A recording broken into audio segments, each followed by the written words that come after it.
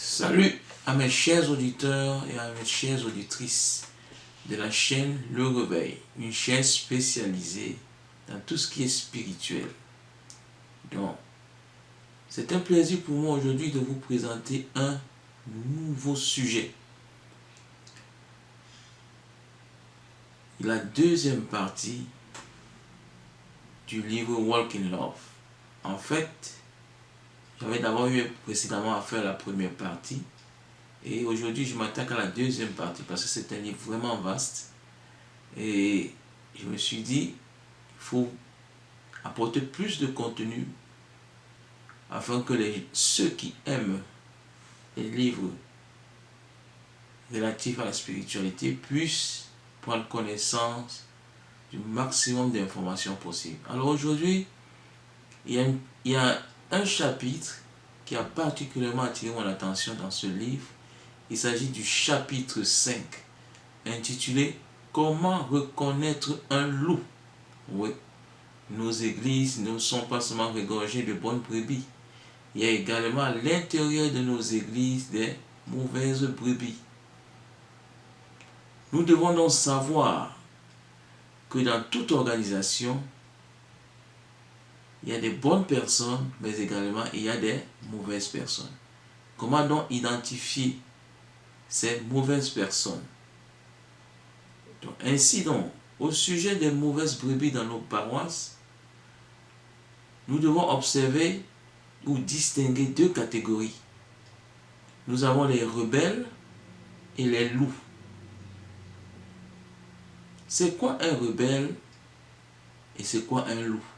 Nous allons donc dresser le portrait robot d'un rebelle ainsi que le portrait robot d'un loup. Donc, un rebelle est tout chrétien frustré suite à une décision prise au sein de sa paroisse et qui décide de punir les auteurs de cette frustration. Généralement, les rebelles s'opposent aux décisions du pasteur par des appréciations négatives. Ils s'unissent à ceux qui pensent comme eux afin d'empêcher un projet de se réaliser. Bref, le rebelle est une personne qui est contre l'autorité. Il attaque et résiste aux différentes tâches à faire.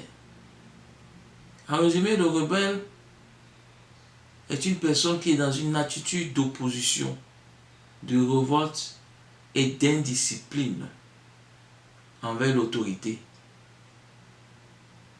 Mais ce n'est pas le cas d'un loup. Le loup a une attitude beaucoup plus différente d'un rebelle. Donc, un loup, c'est également un membre de notre paroisse, de notre église, qui est frustré par une église.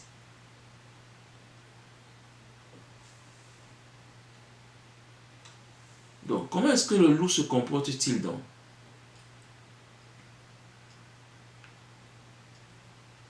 Le loup est animé d'une grande colère et d'un fort sentiment de jalousie. Je répète, d'une grande colère et d'un fort sentiment de jalousie qui le conduit à mettre en place un plan de destruction de l'œuvre de Dieu. Donc, pour parvenir à ses fins, le loup s'associe aux forces des ténèbres avec lesquelles il signe un pacte satanique.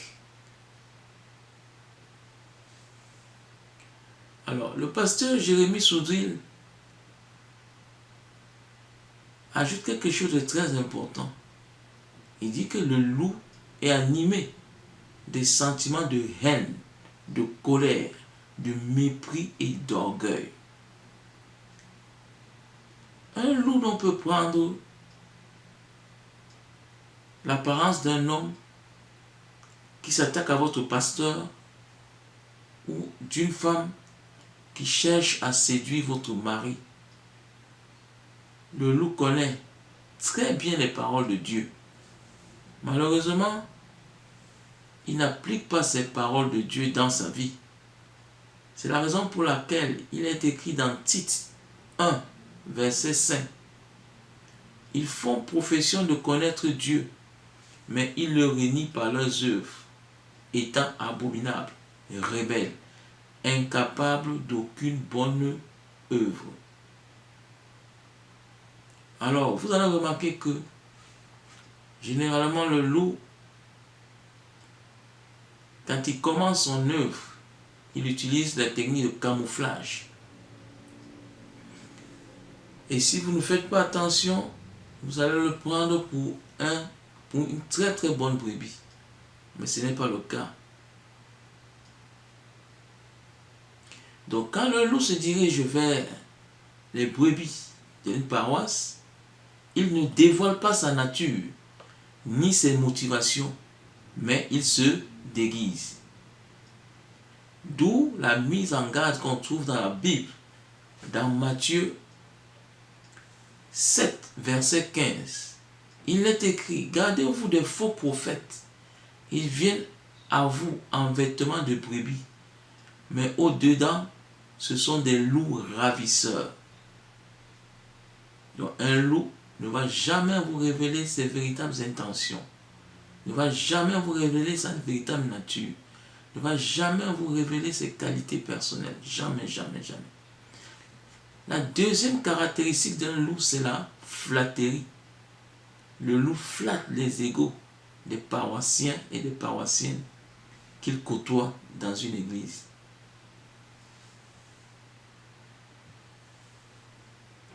Comment est-ce qu'il va procéder? Il dira à la brebis que la paroisse dans laquelle il se trouve dévalorise son potentiel. Et ensuite, met en berne le grand appel qu'il y a sur sa vie. Il dira au paroissien ou à la brebis qu'il est victime d'un acte d'injustice. L'objectif du loup est d'atteindre notre âme afin de l'affaiblir et de mieux la contrôler. Si nous accueillons avec enthousiasme les flatteries du loup, ces paroles mielleuses, nous ouvrons grandement la porte par laquelle il va s'infiltrer dans notre vie afin de commettre le plus de dégâts possible. Faisons donc attention à ces personnes qui nous flattent, qui constamment font des compliments sur nos actes, sur notre manière d'agir. Face à ce comportement, nous devons clairement dire à notre interlocuteur qu'il a fait une fausse analyse. On doit être franc, clair. On ne doit pas mâcher ses mots. Et qu'il se trompe sur toute la ligne. Ensuite, il faut informer cette personne que vous êtes très heureuse à la place où vous vous trouvez. Très heureuse à la place ou à la position que vous occupez actuellement dans l'église. Et qu'il n'y a rien à dire à ce sujet. Le loup utilise également le mensonge pour s'attaquer à nos racines et pour nous affaiblir. Ce mensonge-là est un véritable poison qui va se transformer si nous ne prenons pas garde en une véritable oppression spirituelle dans notre église et dans notre vie personnelle, affirme le pasteur Jérémie Soudril. Ainsi, non seulement nous serons contaminés, mais nous serons également la source de contamination pour l'ensemble de l'Église. À cause de nous, nous ferons trébucher plus d'un chrétien, sinon plusieurs chrétiens dans notre paroisse.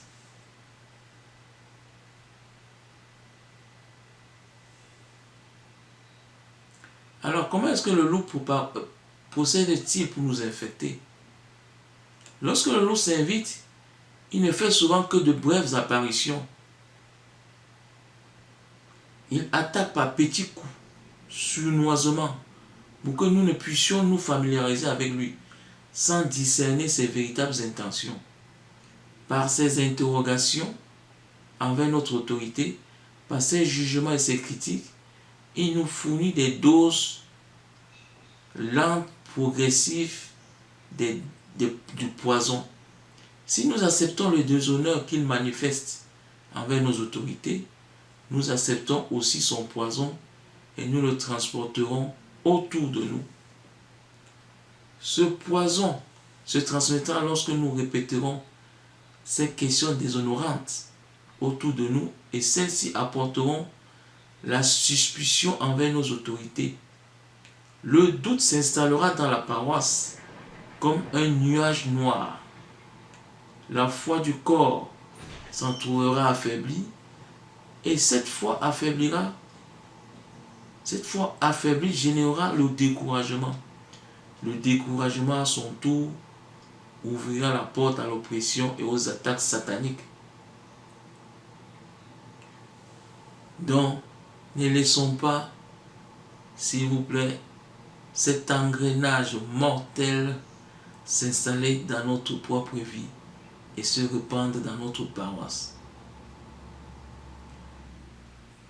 La troisième caractéristique d'un loup, c'est qu'il vous rend sensible au mal. Il vous rend sensible à ce qui est mauvais autour de vous. Et ce n'est pas au hasard qu'il le fait. Il vous rend sensible, attentif aux actions des personnes autour de vous, à ce qu'ils font, à ce qu'ils disent. Vous allez plus passer le temps désormais à scanner les faits et gestes des personnes autour de vous, au lieu de vous intéresser à la parole de Dieu. Donc, ces fréquentes insinuations et doutes pénètrent votre être intérieur et mettent vos nerfs à vif. Nous devenons donc plus sensibles aux choses que nous supportions bien autrefois. Le moindre écart de conduite de la part de nos autorités spirituelles, de notre entourage, nous importune et crée un malaise dans notre être. Il s'opère donc en nous un changement radical de notre opinion au sujet de la moralité de nos autorités spirituelles. Désormais, nous allons considérer notre pasteur comme un menteur et non comme une autorité spirituelle digne de ce nom. Il va s'en suivre une déformation de l'appréciation des actions des personnes qui nous entourent, une dépréciation de l'action des autorités spirituelles qui nous encadrent. Nous passerons dans le plus clair de notre temps à juger le pasteur, à juger les autorités spirituelles, à juger la chorale, à juger l'habillement des paroissiens. Un autre élément que nous pouvons observer chez les loups, et ça c'est la quatrième caractéristique des loups, c'est l'absence de sentiments réels à l'égard des personnes qui l'entourent. Nous devons savoir que le loup n'aime pas ceux qui entourent, qui sont tout autour de lui. Non. Le loup ne marche pas dans l'amour. Ne vous trompez pas. Le loup se dresse contre ceux qui réussissent mieux que lui. Il est habité d'un esprit de jalousie profond. Et surtout, il est jaloux du succès des autres. Le loup fait très peu le cas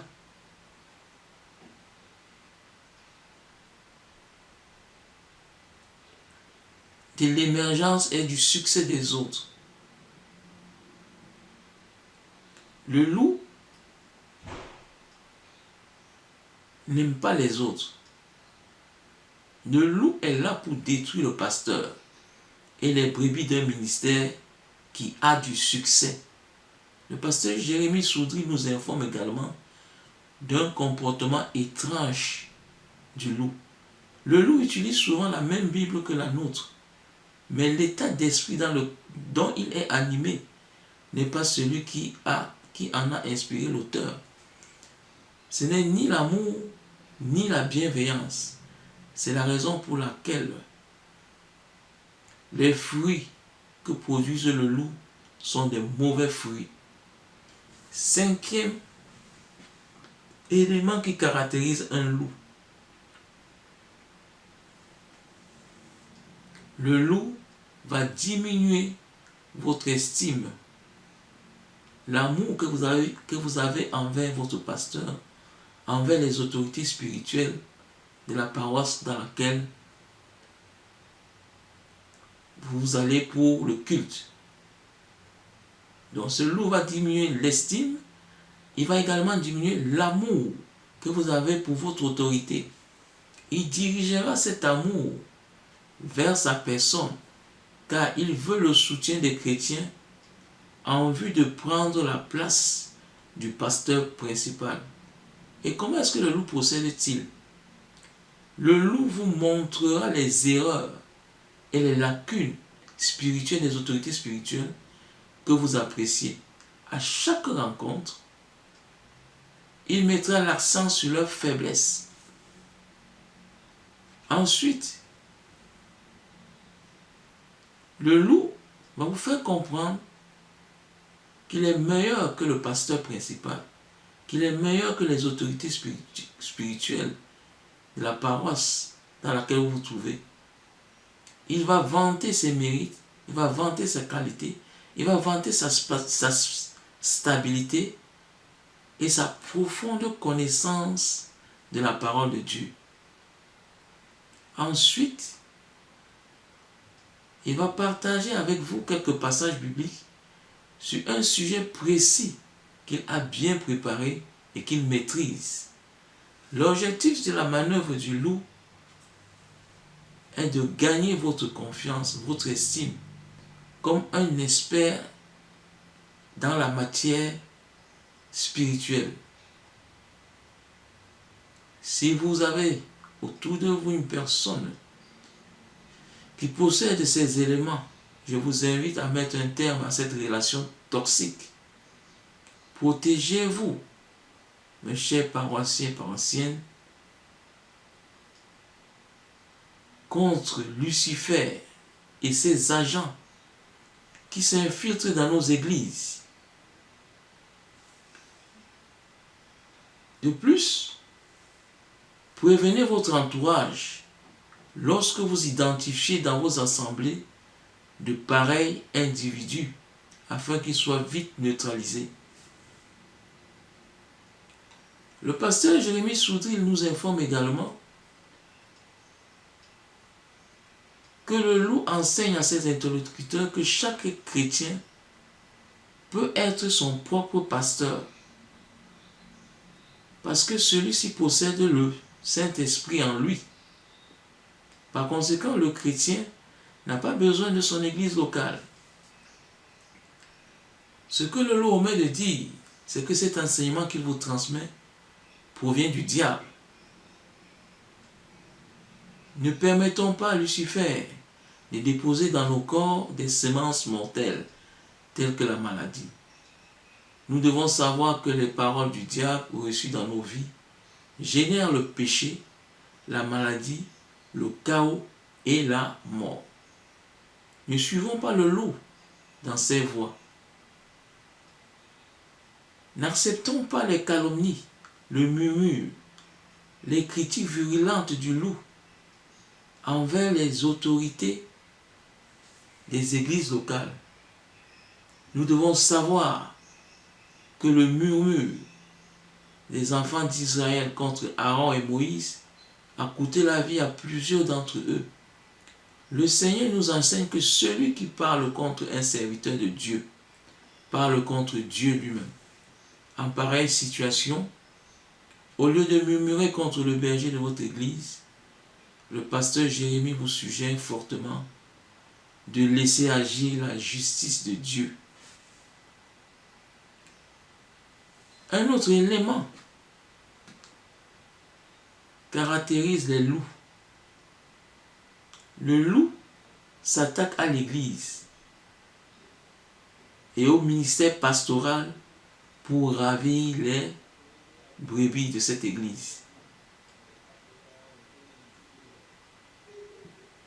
Le loup, c'est une personne qui a perdu la foi, c'est une personne qui a perdu la bonne conscience. C'est la raison pour laquelle le loup s'attaque aux églises et aux ministères pastoraux. Je vous invite à lire 2 Timothée 4, verset 14, 1 Timothée 1, verset 18 à 20. Un chrétien, un véritable chrétien, qui n'a pas perdu la foi ni la bonne conscience, ne s'attaque pas aux autres ministères. Il reste focalisé sur son ministère et son œuvre. Le chrétien doit se préoccuper non à attaquer les églises ni le pasteur, mais à sauver les âmes perdues et à étancher la soif de ceux qui ont soif de connaître Dieu. C'est là la première mission d'un chrétien. Si vous constatez que une personne autour de vous dérive, s'attaque à tout ce que le prêtre dit, le pasteur dit, faites très attention. Si vous constatez autour de vous une personne qui passe le plus clair de temps à critiquer les autres, au lieu d'écouter la parole de Dieu, faites très attention. Or, nous avons des exemples dans la Bible où nous avons des paroissiens qui s'occupent des brebis, qui s'occupent de la soif spirituelle des brebis. Il s'agit de l'apôtre Paul.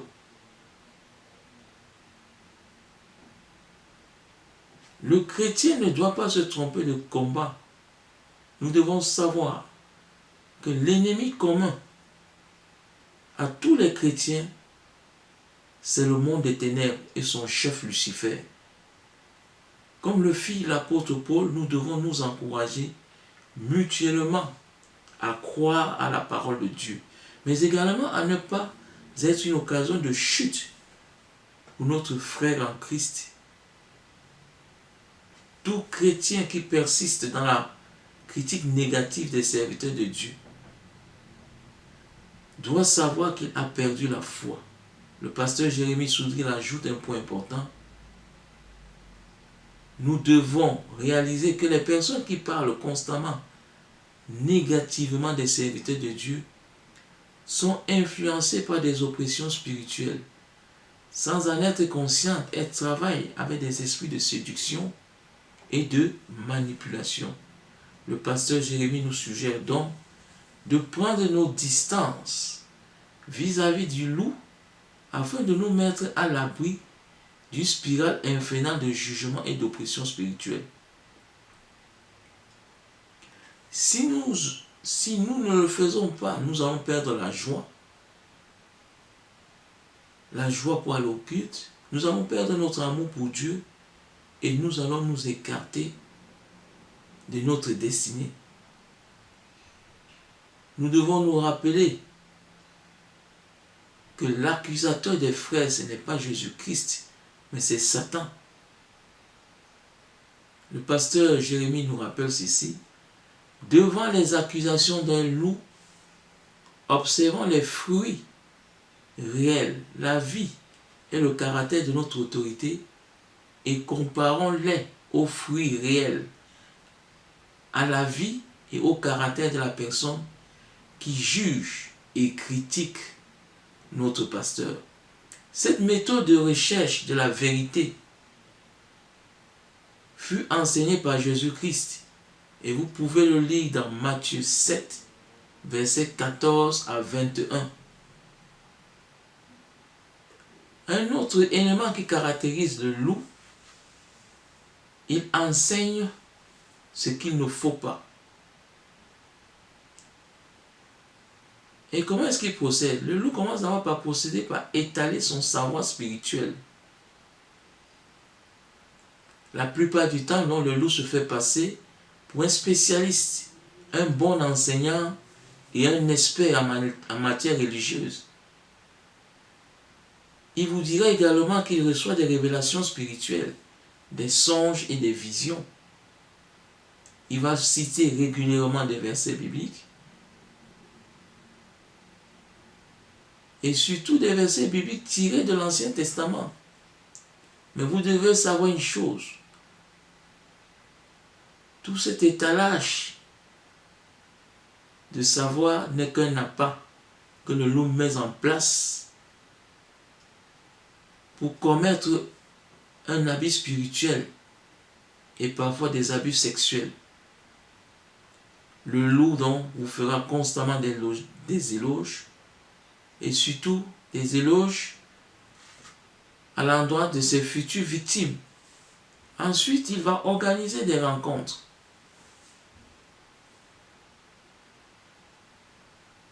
Avec ses victimes en dehors de l'église, sous prétexte de leur apporter des enseignements spirituels qu'ils n'ont pas reçus dans l'église. Et de fil à aiguille, le loup va réclamer de la part de ses victimes soit des gestes intimes pervers ou d'aller dans son église. J'invite les chrétiens à rester sur leur garde. Si dans le cadre de vos activités spirituelles, vous identifiez une personne qui vous fait constamment des éloges, vous écarte de votre église et commence à utiliser la parole de Dieu pour avoir des relations sexuelles avec vous, fuyez cette personne, dit le pasteur Jérémie. Écartez-vous rapidement de cette personne. Il nous rappelle que la porte du jugement et de la critique est grande. C'est la plus facile à emprunter, mais celle de l'amour, elle est la plus difficile. La volonté de notre Père est que nous ressemblions à Jésus-Christ dans son amour et non aux pharisiens dans leur critique permanente.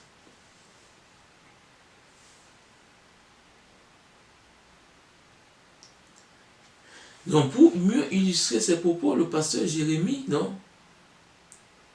dans son livre, nous raconte une mésaventure d'une chrétienne qui a donné sa vie à Christ il y a de cela 3 ans.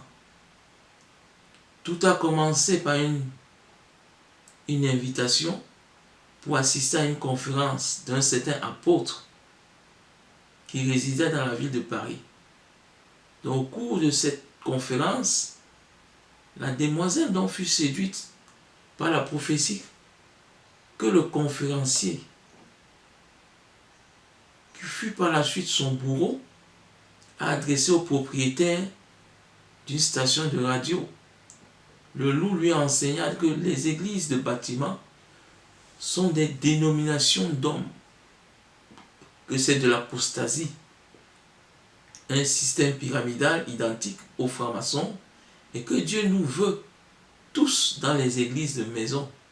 Quel mensonge! Quelques jours plus tard, le loup lui fit une offre de fiançailles qu'elle accepta. Il lui demanda ensuite de quitter son église. Le loup entreprit de faire un lavage de cerveau à sa victime. Il lui communiqua de fausses doctrines. Il lui dit, entre autres, que les fiancés doivent avoir des relations sexuelles avant le mariage, ce qui est faux.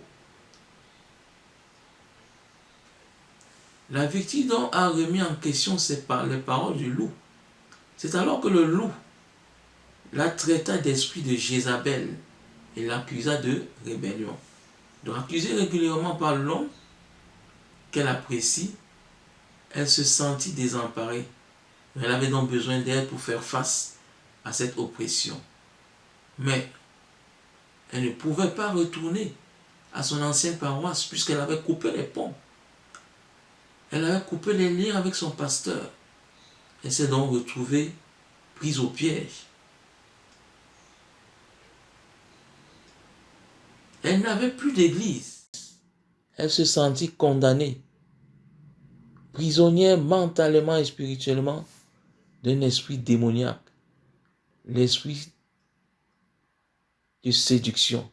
Face à une pression intense du loup, la demoiselle céda et eut des rapports sexuels avec son bourreau.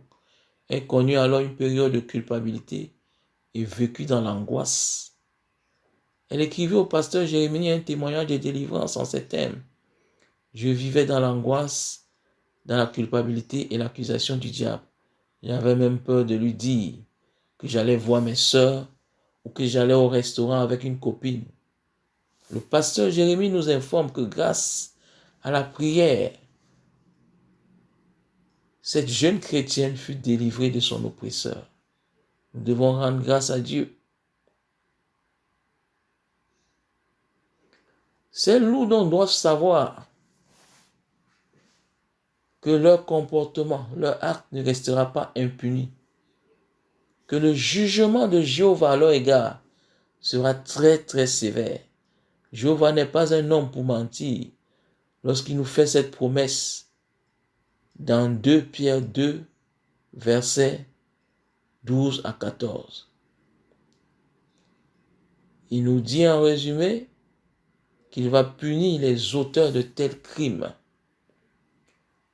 Le 8e élément qui caractérise un loup est très simple à identifier. Le loup va ravir les fidèles dans d'autres paroisses. Donc, pour faire grossir le nombre de ses fidèles dans sa propre église, le loup va donc aller voler, ravir les fidèles dans d'autres églises. Le loup, donc, en bref, est spécialisé dans la destruction des ministères des autres pasteurs. Il brise des carrières des pasteurs. Il s'approprie les fidèles qui se sont dispersés.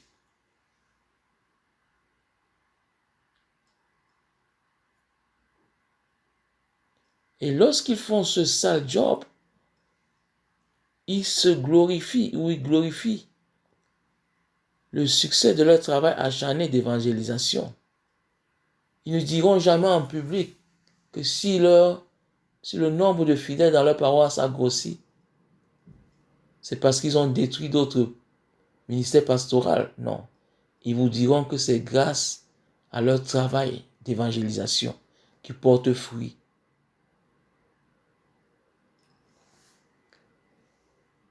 Nous avons un exemple différent dans la Bible. Il s'agit de l'apôtre Paul. C'était une personne différente des loups. Il ne se glorifiait jamais de ce qu'il n'avait pas accompli. L'apôtre Paul ne s'infiltrait jamais dans le travail et l'œuvre des autres. Il ne construisait pas son ministère sur celui des autres. Contrairement au loup, l'apôtre Paul se rendait dans des contrées où la parole de Dieu était méconnue. Dans ces lieux, il devait commencer lui-même à poser la première pierre,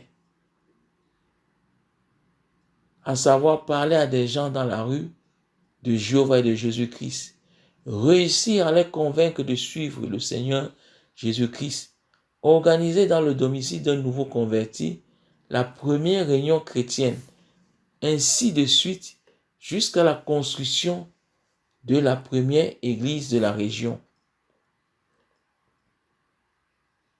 Enfin, le neuvième élément qui caractérise un loup, le loup fait sa propre éloge.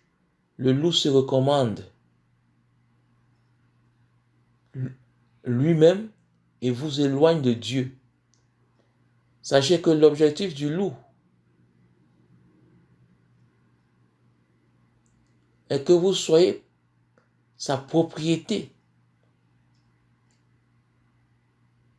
Et pour mieux déceler ce stratagème, vous devez vous poser la question suivante.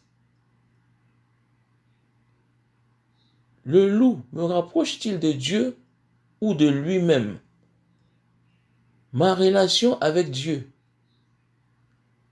s'améliore-t-elle ou ai-je perdu ma joie et ma paix? Si les réponses à ces questions sont négatives, vous devez prendre vos distances et quitter les lieux. Comme le dit si bien le pasteur Jérémie, le loup ne peut pas nous amener près du cœur de Dieu, car il en est éloigné. Il ne peut nous donner qu'un dépôt charnel. Lorsque nous entrons en contact avec une personne qui se dit ministre de Dieu, nous devons faire des efforts afin de savoir si cette personne vient de Dieu. Pour ce faire, nous devons savoir qui le recommande. Est-ce que ce loup a-t-il un pasteur? Est-ce que ce loup se soumet-il à une autorité spirituelle et à des frères? Est-ce que ce loup se soumet-il à la parole de Dieu, au commandement de Dieu? Est-ce que le Saint-Esprit approuve-t-il ce loup dans notre cœur? Est-ce que ce loup nous a-t-il manipulés? Est-ce que notre cœur atteste-t-il qu'il s'agit d'un serviteur de Dieu et que sa parole est vraie? Si nous avons des doutes, oui, si nous avons des doutes à l'une de ces questions, nous devons nous en écarter. Mais si nous continuons à suivre le loup, nous devons savoir que nous avons une part de responsabilité de la présence du loup ou bien des loups dans nos vies. Ce sont nos blessures et nos convoitises qui attirent les loups dans nos vies.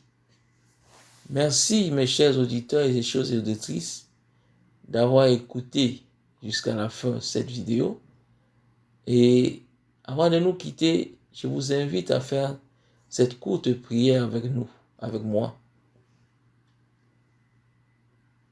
Père très saint, merci pour ton amour. Nous te prions, Yahweh, de pardonner nos offenses. Oui, Père, nous avons péché. Chaque fois que nous nous écartons de ta parole, chaque fois que nous suivons une personne que tu n'apprécies pas, que tu n'approuves pas, soit par ignorance, soit par convoitise, soit par d'autres motifs. Merci Yahweh de nous avoir accordé ta miséricorde. Oui, Père. Il est écrit dans ta parole que tu es celui qui pardonne nos péchés et qui nous guérit de toutes nos maladies. Ô Père, nous te louons. Ô Père Yahweh, nous te louons. Nous te prions, Père, d'ouvrir nos yeux, d'ouvrir nos cœurs à ta parole et de nous permettre d'identifier ceux-là ou celles-là qui s'attaquent à ton ministère et qui veulent les détruire. Nous te prions, Yahweh, de nous fortifier, de nous donner de l'énergie afin de dire non, non, non à la présence de toutes ces personnes dans nos vies et dans nos paroisses. Au nom du sang de l'agneau. Amen.